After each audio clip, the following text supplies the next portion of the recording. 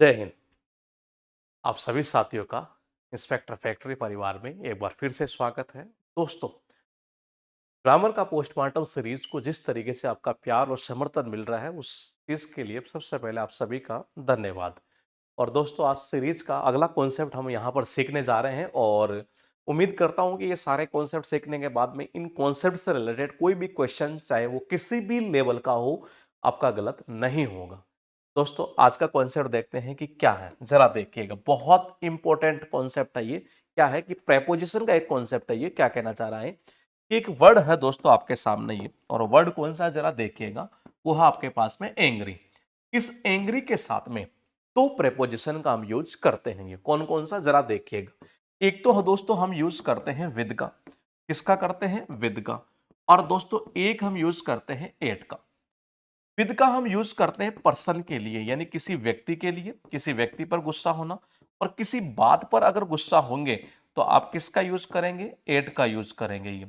अब सबसे इंपॉर्टेंट चीज क्या है वो मैं आपको बता देता हूं। ये क्या है कि अक्सर आप ये भूल जाते हैं कि विद कैस कब आएगा और एट कब आएगा ये, लेकिन आज के बाद नहीं बोलेंगे। जैसे मान लीजिए कैसे, पहले एक बार ये देख लेते हैं क्या कहना चाह रहा है, फिर इसका जुगाड़ बताता हूं। ये कि एंग्री के साथ में विद का यूज किया आपने पर्सन के लिए, एंग्री के साथ आपने एट का यूज किया समथिंग के लिए। जैसे देखना, ही वाज, वह था गुस्सा, किस पर था भाई साहब? कलर के साथ में। ये और किस चीज पर? ट्राइवल मैटर का मतलब होता है जो तुच्छ बातें होती है, नगण्य, जिनका कोई सेंस नहीं है एक तरह से। ये तो यहां एट जो आ रहा है ये एंग्री एट, क्या कहना चाह रहा है? Angry at. ये जो आ रहा है ना, ये आ रहा है समथिंग के लिए। और एंग्री विद, क्योंकि कलर क्या है यहां पर, एक पर्सन की बात की जा रही है, लेकिन आप भूल जाते हैं, इसलिए हमने आपके लिए एक देसी जुगाड़ बना दिया। और वो देसी जुगाड़ क्या है जरा देखिएगा कि किसी लड़की के साथ, दोबारा सुनिएगा जरा एक बार, किसी लड़की के साथ किसी बात पर गुस्सा होना। अब बोले सर इससे याद कैसे होगा ये, जरा सुनो तो सही। किसी लड़की के साथ, साथ का मतलब क्या होता है? विद। वो लड़की क्या है? पर्सन। तो भाई साहब अब क्या हुआ ना, गुस्सा होना, तो एंग्री विद लड़की यानी कि पर्सन। किसी बात पर, अरे पर का मतलब होता है एट। तो किसी बात पर गुस्सा होना यानी कि एंग्री एट समथिंग। अब परमानेंट याद हो गया। 99% देखो, एग्जाम वाला भरमास्तर अटैक कैसे करना, ये इंपॉर्टेंट चीज है। 99% एग्जाम में क्या करेगा? पर्सन का यूज करेगा और एंग्री के साथ ऑन, ओवर, एट ये लगाकर क्वेश्चन देगा। पता है ये चीजें मैंने बहुत काफी रिसर्च की है, इतने सालों के एक्सपीरियंस के बेस पर ये, तब जाकर ये चीजें मैं आपके सामने परोस पा रहा हूं। ये ऐसे ही ये चीजें बनी नहीं है दोस्त। ये इनको मतलब मैंने क्या कहा कि ये सब चीजें निकालने के लिए बहुत मेहनत की है हमने। ये तो एग्जाम में ऐसा ही देगा। इससे फायदा क्या है कि एग्जाम में आपका टाइम बचेगा। आपको जैसे दिखा एंग्री, अच्छा ये दिया हुआ, अच्छा ये आना चाहिए। तो ये जो अटैक है ना, ये बहुत काम की चीज है। ये कॉन्सेप्ट नंबर 11 के अकॉर्डिंग सीजीएल प्री 2025 में एक क्वेश्चन पूछा गया, जरा देखिएगा क्या कहना चाह रहा है। द मैनेजर, जो मैनेजर है वो क्लर्क पे क्या था? गुस्सा है।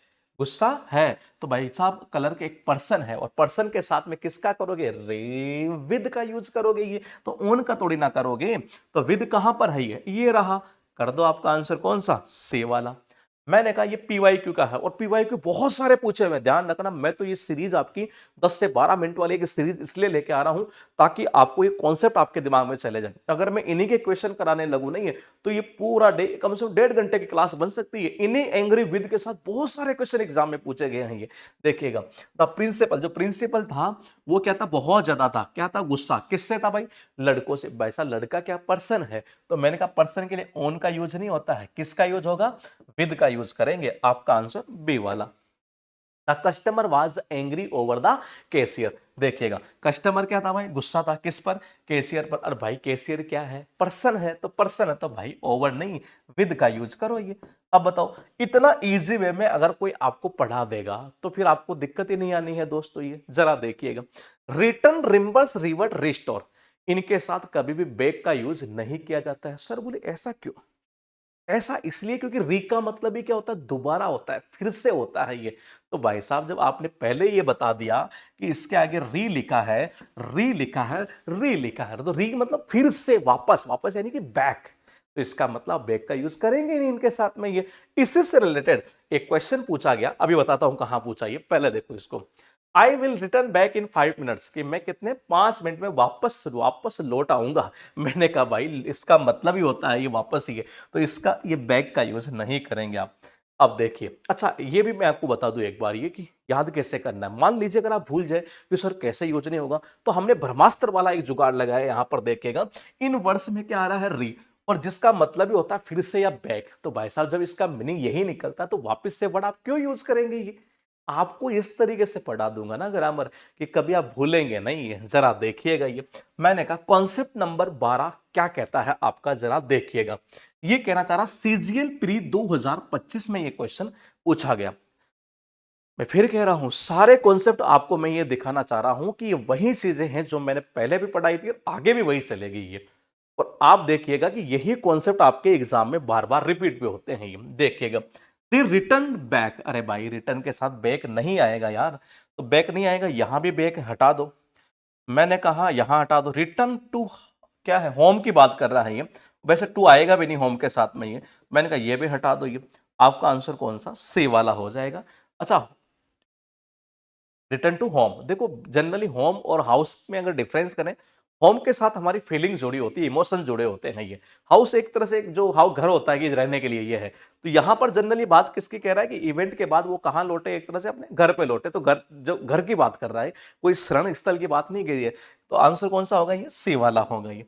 ये क्वेश्चन पीवाईक्यू का ही पूछा हुआ है कि he went to work but returned back immediately। भाई साहब रिटर्न के साथ में बैक का यूज नहीं होगा।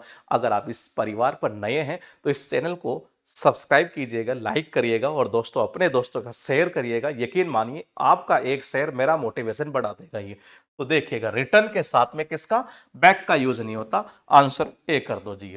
पवन return back home when he completed his assignment abroad.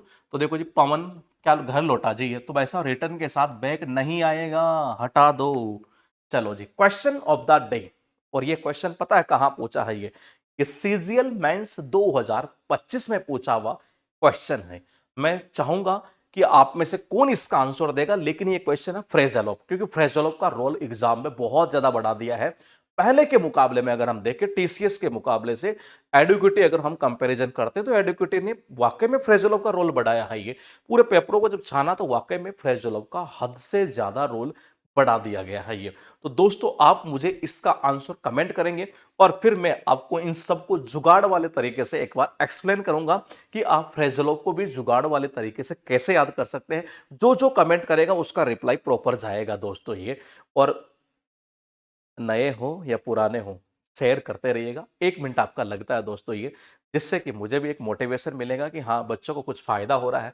Otherwise क्या होगा कि अगर आप इसको शेयर नहीं करेंगे, कुछ बच्चे देखेंगे, तो फिर इससे क्या होता है कि थोड़ा-सा मेरा भी मोरल डाउन होता है और फिर मुझे लगता है पता नहीं हो सकता बच्चों को फ़ायदा नहीं हो रहा होगा ये। अगर आपको लगता है कि आपको फ़ायदा हो रहा है, तो आप शेयर करिएगा, जिससे कि ये परिवार आगे से आगे बढ़ता चलेगी। दोस्तों इसका जो नेक्स्ट पार्ट है, उसमें हम मिलेंगे आपसे, कल मिलेंगे दोस्तों। कल, हाँ बिल्कुल कल, सही सुना दोस्तों। तो कल आप तैयार रहिएगा। वीक में ध्यान रखना 3 दिन ये सीरीज चलेगी आपकी ये। पता है कब?